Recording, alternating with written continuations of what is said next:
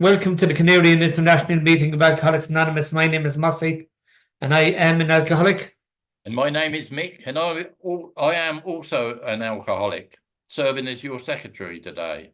Could you join me for a moment's silence to remember the still suffering alcoholic both inside and outside this meeting? And Jane is going to read the preamble. Hi, my name is Jane and I am an alcoholic.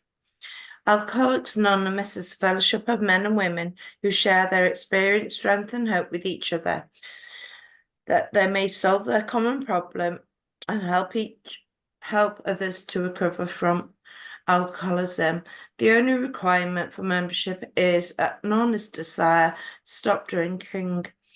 There are no dues or fees for AA membership. We are self-supporting through our own contributions.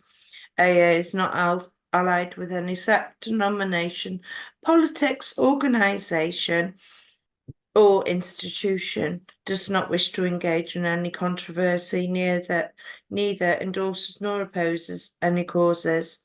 Our primary purpose is to stay sober and help other alcoholics to achieve sobriety. Thank you for letting me do service, Mossy. Thank you, Jane. And a warm welcome goes out to any newcomers. At this meeting, we use raised hand functions for the sharing part of the meeting. If you wish to share, we would invite you to put your virtual hand up after the lead speaker has finished and not during. Thanks, Mick. And today, our speaker is Jetlag Jim. Jim, you 45 minutes. We've no timekeeper to tell you to finish up. So whenever you finish, you finish. And afterwards, Sabine will be taken over as timekeeper for the sharing part of the meeting. Take it away there, Jim. Thanks, Moss. Thanks for that. Jim is my name. I'm an alcoholic. Good to be here this evening. Good to be sober as well, folks. And I'm actually nervous this evening, funnily enough. But it really is good to be here.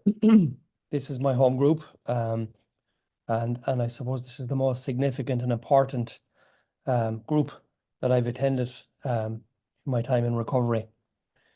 My sobriety date is the 31st of July 1992. And that's a guesstimate.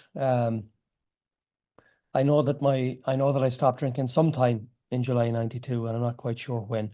So I chose the last day of the month as my sobriety date. I just start by maybe saying a little bit about what got me to drinking and what got me here. I came from a small rural community in the west of Ireland, a small village, small in size, small-minded, and isolated enough, very conservative community at the time. And I suppose probably the fairest thing I could say about it is that it wouldn't have been the most wonderful experience of growing up. It wasn't a positive experience. And I didn't leave that place feeling any way good about myself. I left that place feeling that I was lesser, that I wasn't good enough, and and I'd been told often enough I mightn't or wouldn't come to much. So that's the contribution that small village made to my life, not a positive one. And I suppose, in terms of family, our immediate family was a very tight-knit family. There was my mum and dad, my sister and myself, and we wouldn't have been that connected to our extended family. But I suppose in our family there was a history of mental health problems, and there was a history of a lot of drinking problems. My mum suffered from severe depression and anxiety for a lot of my childhood, certainly, and suicidal depression for large parts of that. My dad died when I was 12, and my sis had gone away from home, so it was my mum and myself that were left. And I suppose my dad's death was a real turning point, because it was probably the first time that I ever realized that really bad things could happen. Albeit my experience of growing up hadn't been wonderful, it nothing really bad had ever happened in my life, nothing significantly bad. And I remember thinking, you know, these bad things can happen to me too. And that really, my dad's death was the beginning of a kind of a downward spiral in my life, really. I went into adolescence, just, you know, grieving and not knowing what was wrong with me. Um, and I suppose my experience of, you know, going to secondary school and stuff wasn't very positive either. I didn't want to be there. I spent 5 years in secondary school really waiting to escape. And that was again, that wasn't the best experience of all. So I came into my late teens really, probably looking back on it now, troubled enough. I had a lot of anxiety, which I didn't recognize at the time, and a lot of fear, and felt really, really awful about myself. I probably had my first drink when I was about 14, but I didn't really drink anywhere regularly for another 3 or 4 years. About 17 when I started to have a regular drink. And I stopped when I was 24. So I had a short drinking career. But when I arrived at drinking, you know, I very early on, I realized, like many people in this fellowship describe, that it really seemed to work for me. You know, drinking did for me what nothing else had ever done in my life before. I felt I fitted in. I felt I belonged. I felt connected to other people. I felt okay in myself a lot of the time. And I often describe that, you know, for me, finding drinking was like finding the missing piece of the jigsaw of my life. It was like this was something that had always been missing and I couldn't find it. And it just sort of, it pulled things together.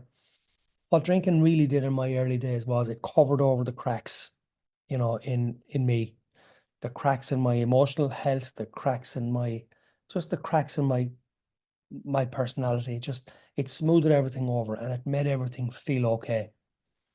And I often remember thinking, you know, when I was kind of, you know, maybe 18, 19, thinking, how did I ever manage before this? How did I ever, how did I ever live my life? Because life before that, when I looked back, seemed difficult, it seemed stressful, it seemed boring, it seemed dull, it seemed dry. And suddenly, you know, everything came alive. It was like switching from a black and white television to a color television. Suddenly, my life was in full high definition, and I loved it. I loved every single minute of it. And in the early days, I drank with little or no problems. Um, I wasn't in trouble from my first drink. I probably wasn't even in any significant trouble from my first couple of years drinking. But what I noticed slowly, kind of as I was, you know, 19, 20, into those kind of years, was that I was drinking more regularly and I was drinking a lot more, and drinking really became a much bigger and bigger part of my life. To a point where pretty much all of my social life revolved around pubs, it revolved around drinking. Um, all of my friends were drinkers. I didn't have any friends who didn't drink. And as time went on, I didn't have any friends who were, you know, moderate drinkers. Most of my friends were heavy drinkers. The people I liked and the people I liked being with were heavy drinkers. And some of them chaotic enough drinkers as well. I suppose what I noticed in the first couple of years while I was drinking was that, you know, some of the cracks that drinking had covered over were beginning to show again. I remember going into I lived in I lived in a small town when I moved away from home, and there was a couple of nightclubs we used to go to. I remember going into the bathroom and looking at myself in the mirror and hating who was looking back, and that self-hatred and that kind of that loathing of myself, um, it just sort of it was breaking through. The drink wasn't able to keep control of it. It wasn't able to cover it up anymore. Um, The other thing I started to notice, I suppose, was that I was beginning to drink more than most of the people around me. Um, I I had difficulty in sticking to plans not to drink. So I might decide that I'd go out for a night and I wasn't going to drink. And very often, with all the plans and all the promises I'd made myself, I'd end up drinking anyway. What I found when I was drinking, as I said, was I drank too much. Not all of the time, but some of the time I drank far too much. And I found it very difficult. Once I started, I found it very difficult to stop. What used to happen really was, if I went out on a drinking night out, I was never sure where it was going to end up. I was never sure how long it would last. I was never sure how it was going to end up. And as I progressed into my 20s, what tended to happen was it became less and less predictable. I had less and less control over my drinking. I had less and less control over my behaviors. And a lot of the negative consequences that lots of people experience started to happen at that point. I started to miss work. It started to affect friendships. People who I'd been good friends with and I'd socialized, they didn't really want to be around me when I was drinking because I was becoming increasingly messy.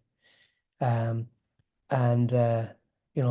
they wanted maybe to go out for a night. I could go out for a night, which could potentially become the whole weekend. I missed a lot of time in work. I was training to be a psychiatric nurse at the time, so I was training and I was getting paid at the same time, so I had plenty of income for drinking. And I didn't really spend money on much else. I paid my rent.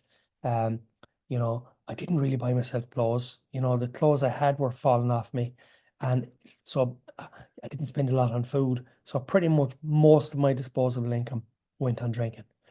But I noticed that other things began to happen as well. The odd time in the early days, I'd get into a row, I'd get into an argument. I'd be difficult, I'd be awkward. I wouldn't probably have been the most pleasant guy to meet in a chip shop at 3:30 in the morning. I was just difficult and troublesome. I wasn't a big guy, but I was a troublesome guy when I was drinking. And without drink, I was quiet and I was shy and I was fearful. With drink, I thought I could take on the world. And so work were kind of, rattling my cage a bit about being missing and not turning up. There was a couple of girlfriends along the way. Girlfriends never lasted long because I was either with girls who couldn't put up with the chaotic version of me, or I was with girls who were crazy and they had their own stuff going on. But I had I bumped into and had a coffee a couple of times in the last couple of years with a girl that I'd got out with for a year, in or around 2 years before I stopped drinking. And she said to me, how she described it was, she said, you were very difficult when you were drinking. And that's something my wife later said, was that I was very difficult when I was drinking. And truthfully, when I thought about, or when I decided to stop drinking, it wasn't at the time that I was in any way physically beaten. I wasn't all that physically dependent. I didn't have withdrawal symptoms. I had bad hangovers sometimes, but I didn't have withdrawal symptoms. I didn't have DTs. I didn't have any of those nightmares, any of that kind of stuff going on. But the biggest thing I had was that I got myself in a bit of bother at work, and work was becoming important to me, and I was ambitious and I wanted to go places and I wanted to progress, and drinking was getting in the way. But the biggest problem was I'd met my wife, the woman who later became my wife, Anne Marie. I'd met her a couple of years previously, and my drinking was affecting our relationship. And I was unpredictable. Not alone did I not know where I was going to end up, but she didn't know where I was going to end up. And I think two things happened really. One was I couldn't live with making her life so difficult. But the other thing was, I think she would probably have jumped ship. I don't think she would have stuck with me. And I remember, sitting in a pub at lunchtime with her after a mad bender, and I remember the look on her face, and she was crying and she was so upset, and I knew how much she loved me, but at the same time, I knew she wasn't going to be able to keep doing this. And I remember thinking I just couldn't live with the look in her face, the look of desperation and the look of hopelessness that was in her face. And that's really what prompted me to stop drinking. I had a couple of attempts at stopping drinking. I probably stopped. Probably this time round was maybe the third serious attempt I had at stopping drinking. Once I had a couple of attempts and a couple of trial runs behind me, it became easy to stay stopped. I remember stopping for 3 months and and I didn't go to anywhere. I didn't go to AA. I didn't seek any help, and that was really difficult. And then I went back drinking for a while, and then I tried control drinking for a while, and that worked actually to a large part for quite a while, and then it didn't work. And I got back into all that unpredictability and chaos again. And then I came around and I went to AA for 3 months, 3 or 4 months, and then I had a slip. And then this time, I came around this time.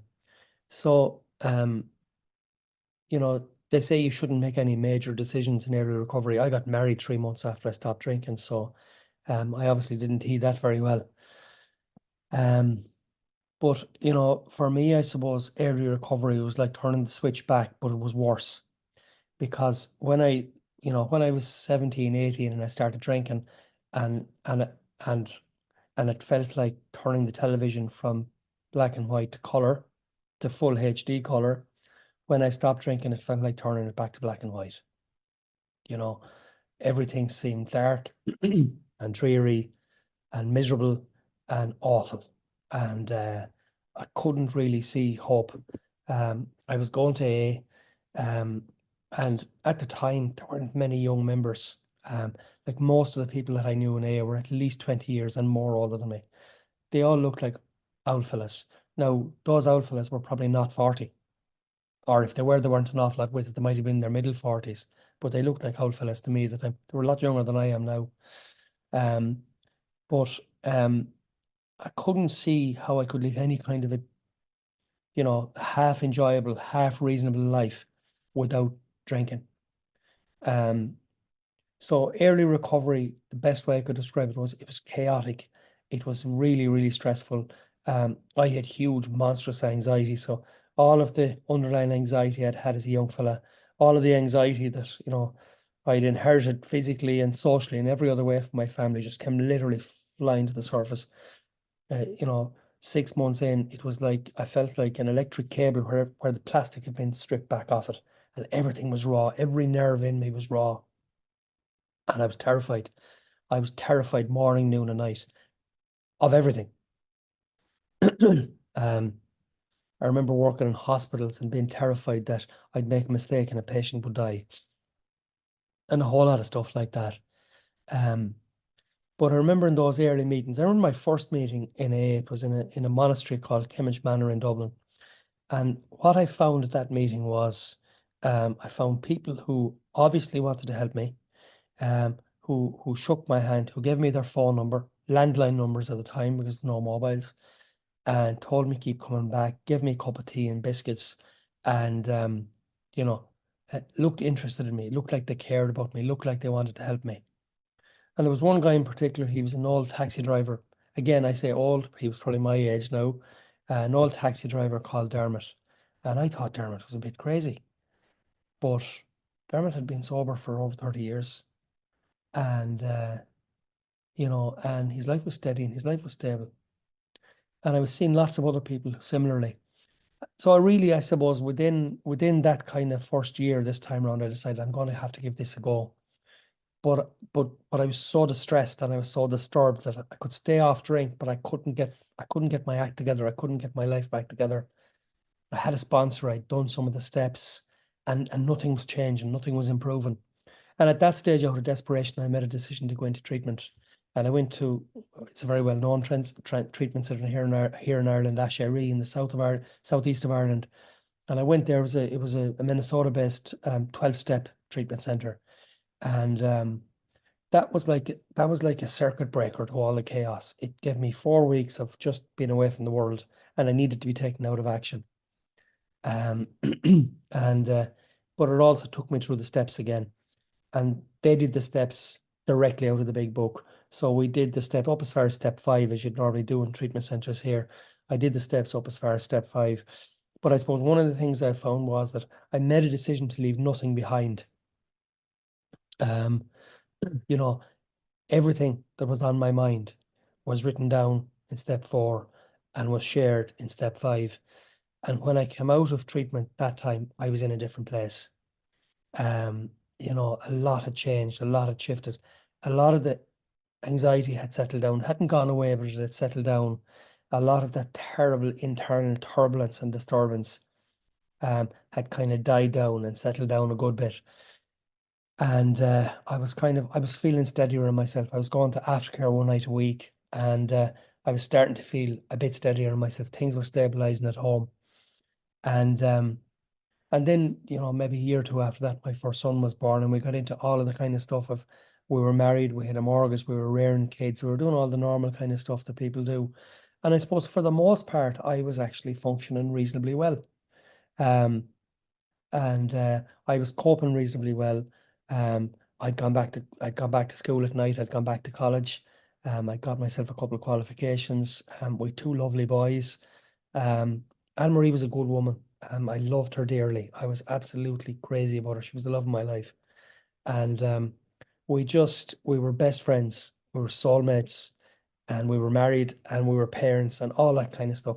And with all the differences, you know, falling ins and falling outs people have when they're living together all the time, we really loved each other, and I was happy, and I was contented. And you know, there was probably about 10 years in there of kind of what felt like a normal life.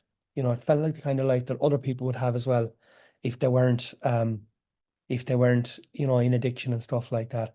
I did the steps. I gave them my best shot. I went to meetings.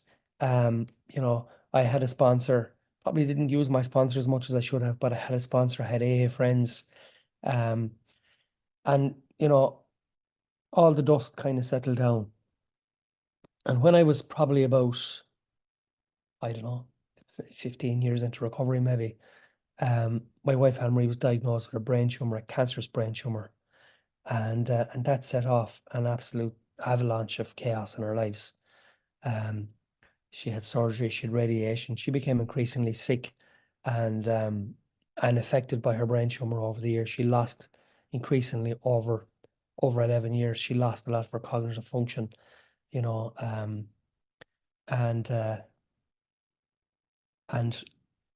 she was involved in property and property business and stuff like that. Her business collapsed, so our whole financial world collapsed. We had to sell our house. Literally, our lives fell apart. But I suppose because I was around AA, and because I was around AA people, and because I was with a good woman, I was able to stay off drink. I was able to stay stopped, and you know, I trucked along really. A lot of anxiety, a lot of fear, you know, a lot of struggling trying to negotiate with banks to settle debts and all that kind of stuff. And I got to a stage in about 2017 where we'd sorted everything out. We'd got ourselves a house. We got our debts paid off, and Anna Marie was diagnosed with a recurrence of her brain tumor, and that went into the final leg, the final 3 years of her life. But what I also had found, you know, maybe 3 or 4 years before that, was I'd found a regular meditation practice. My choosing type of meditation is mindfulness meditation, and you know, in terms of AA, I practice that as part of my 11th step. I don't see it as something that's separate to AA. It's a really important part of my 11th step, and that really helped me to get through all those really awful times, because what mindfulness did was it did what drink had done for me all those years earlier. It steadied me. It stabilized me. It covered over some of the cracks. It covered over some of the flaws and the weaknesses in me. And it cooled down all the circuits, really. All the neural circuits were calmed down. And you know, it has been transformative. It has changed my life. My sons will always say that the version of me they see now is completely different. You know, to the anxious, kind of edgy, sometimes volatile man they would have known, you know, all those years ago. And ultimately poor Anne-Marie died. She died in the early part of COVID. And one of the great gifts I had of recovery was that for all of the 11 years she was sick, I was able to be there for her. And I was able to be there for her because I was sober and because I was, as I often say, moderately well most of the time. I wasn't too crazy. I was crazy enough sometimes because we had a lot of stuff going on. But I was steady enough to be able to be there for her, and I was steady enough to be able to be a parent. And that's a real great gift that recovery and sobriety has given me, because when I was drinking, I was chaotic, I was unpredictable, I was unreliable. Nobody could depend on me. Um, but the sober version of me, people could depend on me, and that's been a great gift. Um, like I losing Amory was awful. It was the worst thing that ever happened to me. And we were talking about grief at the beginning of this meeting. Like, you don't get over grief. But what you do is you come to terms with grief. And in my experience, I suppose I managed to you know, settle the awful trauma of the loss and rebuild excuse me, and rebuild my life. Because my biggest fear when Emery died was that my life would fall apart. But I had the privilege of hugging her as she took her last breath. And Mick, you had said this earlier about, and sorry for cross sharing, but you had said earlier about, the gift of having somebody like that in your life. And I knew when I hugged her in that moment, I loved her more than the day we got married. I was absolutely crazy about that woman. And I got 31 years with that woman. If I'd stayed drinking, I would probably have got about 2.5, because she was just about to, turf me out before I stopped drinking. So I got 31 years with a good, decent woman, and I have two decent sons, two good lads who I have a good relationship with, and they're the gifts of recovery, and they're the gifts of sobriety. My great terror, as I said, was that when Anne-Marie would die, I might drink, because I'd never actually been off drink without her. I was with her when I stopped drinking, and she was probably the one who'd steadied me an awful lot of times in the early days. And but I was lucky enough, in the months before Anne-Marie died, I stumbled across this meeting, and Mossy reached out to me, and I'll always be grateful to Moss for this. He reached out to me. Don't know how you got me or how you got my number, but you connected with me, and drew me into this beautiful meeting. And in order not to drink, in order to make sure I didn't drink, or make the best shot at not drinking after Anne-Marie died, I think I did about 120 meetings in the first 90 days after she died. I decided to do 90 meetings in 90 days to keep myself steady. I did more. I did about 120, and it did keep me steady, and it did keep me right. Like when Anne-Marie died, because she died from cancer, I had a house full of drugs that would have sent me to, heaven. And I asked a member at the time to take them out of the house and get rid of them. So I managed to overcome that. And I suppose the grief journey and the distress and the awfulness and the torment that I had in those early days, and not sleeping and all that kind of stuff, this meeting and the people in this meeting took every step of that journey with me. I shared about my grief. People shared about their grief and loss with me. People also shared about their recovery from grief. And again, I don't mean getting over grief. I mean kind of getting on with it and come to terms with it. My grief didn't go away, but it did become different, and it did become easier. And it doesn't have the same intensity, or it doesn't have the same awfulness in it. And I suppose I can stand back a little bit now, and I can appreciate what I had. That I had I settled for the 31 years I have with Anne-Marie. I'd prefer to have had those 31 years than 3 centuries with anybody else. She was the greatest gift that the universe, ever presented to me. She was just a wonderful, beautiful human being, a wonderful, beautiful soul, and she saved me. I have no question about that. But unfortunately, like it or not, she was gone, and I had to try and rebuild my life. And a lot has changed in my life since Anne-Marie died. My sons have grown up. One of my sons moved away, maybe about 3 years ago, about a year after she died, and he's living with his girlfriend down in Clare. My other son has a long-term girlfriend who he plans to marry, and he kind of comes and goes. He lives here some of the time and not here some of the time as well. So a lot of the time I'm here on my own with the dog, and most people probably who are in this meeting regularly have met Jess, because Jess is very important in my life. And I feel for Katrina and anybody who has lost a pet, because I love Jess to bits. I'm mad about that dog. At the moment, she's inside, lying on my bed in the front room, patrolling, in case any of the neighbours might walk past, without being accosted. But I had to. I went back and studied again. I went back to college again. I retired from a job I'd been in for 37 years, and I work for myself these days. And more recently, I met a woman, and that's been a great gift as well. I didn't, when Amory died, I didn't ever think I'd meet anybody. I didn't want to meet anybody. But I inadvertently stumbled across somebody who lost her husband as well, a widow. And you know what? We get on good. We get on well.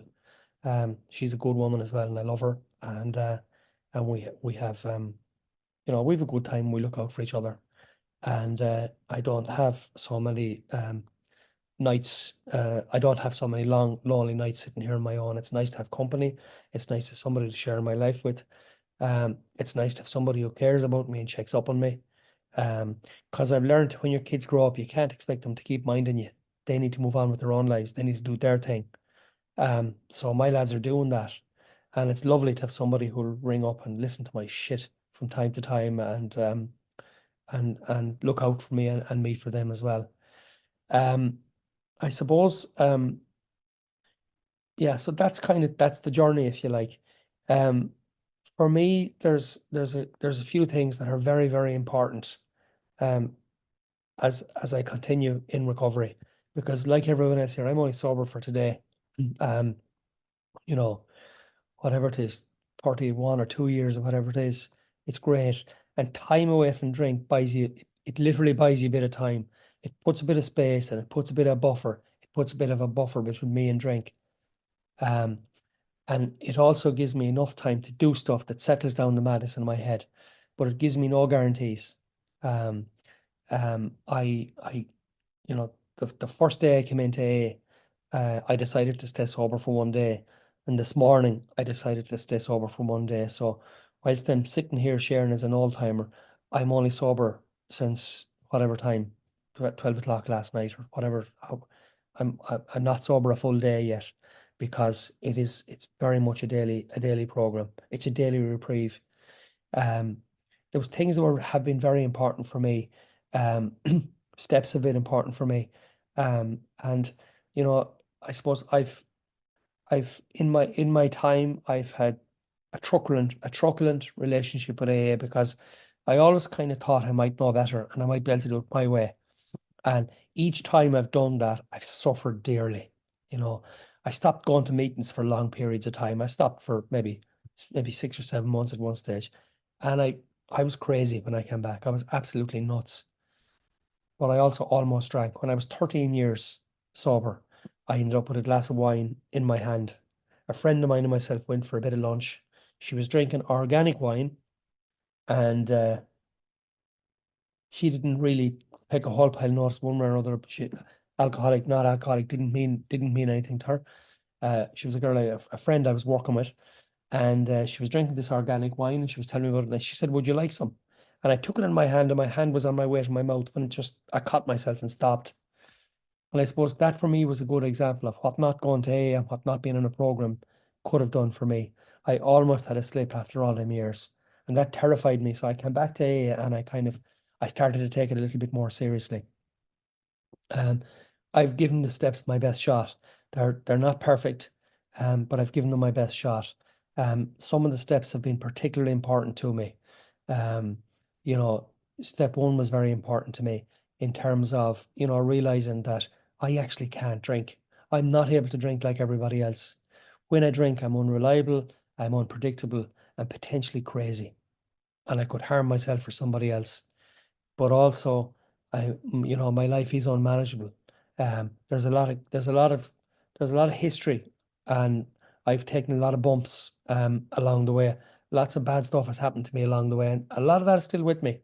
And God, Jesus, drink would fuel that up. I would do serious damage to myself if I was to pour drink in on top of my life story. Obviously, step 4 and 5 were very, very important and very hard, because I literally had to look at all of my demons, all of the demons that were hiding in my closet and under my bed and in the attic of my mind and everywhere else. And I had to sit down and share them. And that was really difficult. But for me, leaving nothing behind, leaving no stone unturned, and being absolutely rigorously honest was so important.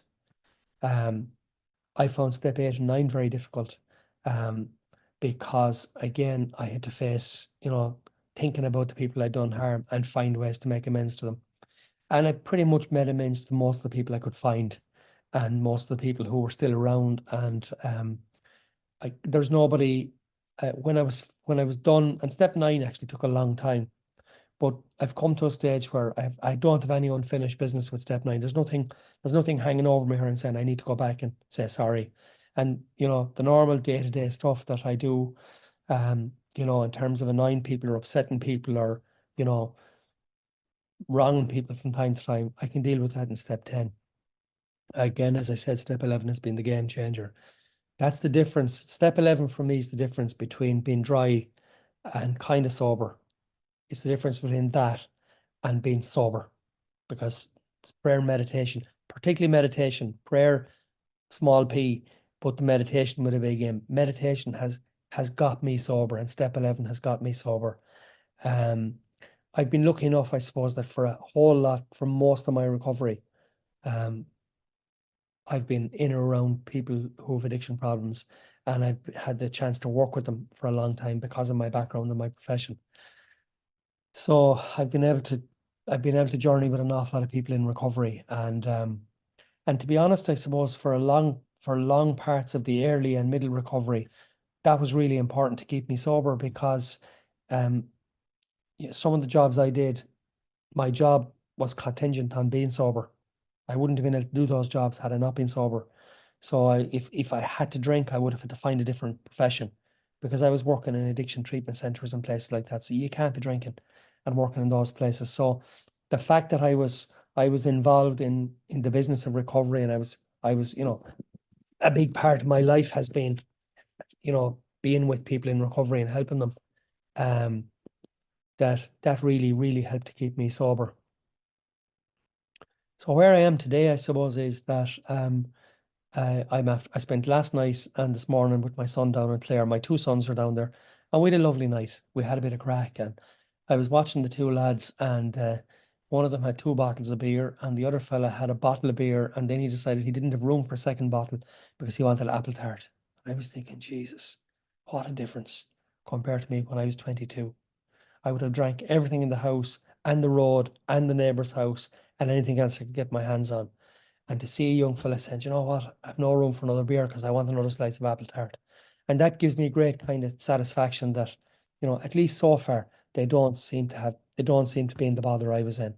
Now, my eldest lad gave it a good run when he was a young fella, but he claims himself he failed to become an alcoholic despite how hard he tried. But it's good to see the lads steady, and it's good to see the lads well. They have their ups and downs as well. One of my lads has ups and downs with his mental health a bit. I've ups and downs with anxiety myself. I've ups and downs with, at this hour of my life, trying to have a relationship with a woman, other than Anne-Marie. And but that's all part of the rough and tumble of recovery. And I suppose I really believe recovery is about living. Recovery is not about stopping and hiding myself away. Recovery is about stopping drinking, calming down the madness in my head, and getting my life back. It's about reclaiming my life. And the more I do to reclaim my life, the more I do to build my life back up, the more I do to, do the things I want to do in my life, to be with the people I want to be with in my life, the better off I am and the more sober I am. I always feel a bit awkward when I share about having a woman, because I kind of feel guilty, because there's people here who knew me when Anne-Marie was alive, and there's people who knew me after Anne-Marie died. And I sometimes feel a bit disloyal. I sometimes actually still feel like I'm having an affair, even though, my good wife is long gone. And but that's the way it is. That's the way my life is. My life is far from perfect. but it's about 100,000 times better than it would be if I was drinking. This meeting saved me when Emery died. If I hadn't had this meeting, I don't know where I would have ended up. I don't know how it would have happened to me. I'm sober. I'm reasonably sane most of the time. There's a few buckos here in this meeting that I'm friends with, so they know when I'm not too sane as well. And but I'm reasonably sane most of the time, and I'm reasonably happy most of the time. And I don't want to drink, and I want to hang around with all you crazy people for another while. So thank you, Moss. It's good to be here. It's good to be sober, and I do really love you all. And even Father Neil, I love him too. Thanks, Moss. Thanks very much, Jim. 38 minutes. How many? 38 minutes. Oh, well, you still got 2 more minutes. Yeah. Thanks, Jim. I identified with so much of your story, you know. I was lucky I worked in the brewery and that, but I'm not going to do a second here. But it was in your recovery and with Anne-Marie you were talking about. And, you know, when Sylvie got ill and that, and knew she was going to die, she said to me, Mick, I'll find you a girlfriend before I die. And I said, Sylvie, one woman's enough in my life. Right. First, You're not going to let me come in for a minute, Mick. no, you can finish it all off after. I want to come in and say something to Jim first. All right then. I'll let you then. God, hero. Oh, you had to screw it up, Mick. You had to screw it These alcoholics. can't either. Jim, I love you, man. You're one of my closest friends now. And I'm glad to have you in my life. And you're a good character. We'll wrap it up, will we? Yeah. Thank you, Jim, for doing the share. Brilliant. I identified with so much of it, you know, in your drinking, you know, and in your recovery. I was married to Sylvie for 46 years. 40 of them, 6 of them in the drunkenness and that. But I had 40 years with her, almost 40 years with her in sobriety, you know, and she was an Al-Anon member, you know, and we had a wonderful life, you know. I miss her, but I'm not alone because, you know, I still feel she's here. And, you know, I'm a very lucky person to have had her in my life. Right, that's me over with then. Right then, over to you, Mr. Mossy. I was waiting for you to shut me up. Thanks, Mick. And thanks everybody in the background there. Jim, it's an absolute pleasure to have you here with us today. Love hearing you. I know your story better than most. And that's it. For those of you that fell asleep during the Jim's talk, it has been recorded and you can listen to it anytime you like. Kathleen is going to do the promises for us. Thank you. Thanks, Jim. If we are painstaking about this phase of our development, we will be amazed before we are halfway through. We are going to know a new freedom and a new happiness. We will not regret the past nor wish to shut the door on it. We will comprehend the word serenity and we will know peace. No matter how far down the scale we have gone, we will see how our experience can benefit others. That feeling of uselessness and self-pity will disappear. We will lose interest in selfish things and gain interest in our fellows. Self-seeking will slip away. Our whole attitude and outlook upon life will change. Fear of people and of economic insecurity will leave us. We will intuitively know how to handle situations which used to baffle us. We will suddenly realize that God is doing for us what we could not do for ourselves. Are these extravagant promises? We think not. They are being fulfilled among us, sometimes quickly, sometimes slowly. They will always materialize if we work for them. Thanks everyone for being here, and we're going to let Jim lead us out with the Serenity Prayer. Jim. Thanks, Moss. And Father Neil said I probably wouldn't make a bad warm-up act for his main performance later. So there we go. God grant us the serenity to accept things I cannot change. Courage to change the things I can. And the wisdom to know them. Keep coming back. Keep coming back. Thank you, Moss. Thank you, Mick. Thanks, Sabrina. Thanks, everybody. Jim. Look nervous. Love you, Katrina. Bye.